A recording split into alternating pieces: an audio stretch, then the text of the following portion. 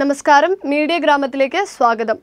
ശബരിമല വിഷയം തിരഞ്ഞെടുപ്പ് പ്രചാരണത്തിന് ഉപയോഗിക്കരുതെന്ന കർശന നിർദ്ദേശം നിലനിൽക്കുന്ന സാഹചര്യത്തിലും മണ്ഡലമേതായാലും മണ്ഡലകാലം മറക്കരുതെന്ന് പറഞ്ഞ് ശബരിമല വിഷയം ഉയർത്തിക്കാട്ടാൻ തന്നെയാണ് ശബരിമല കർമ്മസമിതിയുടെ തീരുമാനം.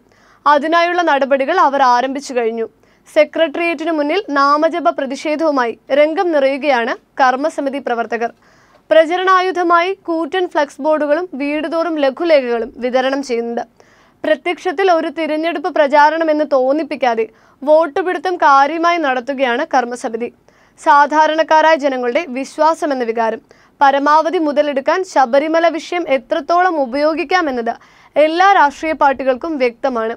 കർമ്മസമിതി ശബരിമല വിഷയം തിരഞ്ഞെടുപ്പ് ആയുധമായി ഉപയോഗിക്കുന്നതിനെതിരെ ഇടതുമുന്നണി തിരഞ്ഞെടുപ്പ് കമ്മീഷനെ സമീപിച്ചു കഴിഞ്ഞു. സമിതിയുമായി യാതൊരുവിധ ബന്ധവുമില്ലെന്ന് BJP ഉറപ്പിച്ചു പറയുമ്പോഴും അന്തർധാര എത്രത്തോളം സജീവമാണെന്നത് പകൽ പോലെ വ്യക്തമാണ്. ഒരു സമയത്ത് കേരളത്തിന്റെ മതേതര മാനുഷിക മൂല്യങ്ങളൊക്കെ ചോദ്യം ചെയ്യപ്പെട്ട കറുത്ത വിഷയമാണ് ശബരിമല സ്ത്രീ പ്രവേശനം. പ്രളയകാലത്ത് അത്ര കണ്ട് ചേർത്തു നിർത്തപ്പെട്ട മനുഷ്യരാണ് പരസ്പരം പോരടിച്ചും വെല്ലുവിളിച്ചും തെരുവിൽ നിറഞ്ഞത്. അത്രയേറെ ഗുരുതരമായ ഈ വിഷയത്തെ പ്രചാരണത്തിന് വേണ്ടി ഉപയോഗിക്കുന്നത് തടഞ്ഞ തിരഞ്ഞെടുപ്പ് കമ്മീഷന്റെ നടപടി സ്വാഗതാർഹം തന്നെയാണ്. വൈകാരികമായ ഒരു തീരുമാനത്തിന് പുറത്ത് തിരഞ്ഞെടുക്കപ്പെടേണ്ടവരല്ല ജനപ്രതിനിധികൾ. വിശ്വാസമൂല്യങ്ങളും ഭരണനിർവഹണത്തിന്റെ രീതിയും തീർത്തും വ്യത്യസ്തമായി സമീപിക്കേണ്ട വിഷയങ്ങൾ തന്നെയാണ്.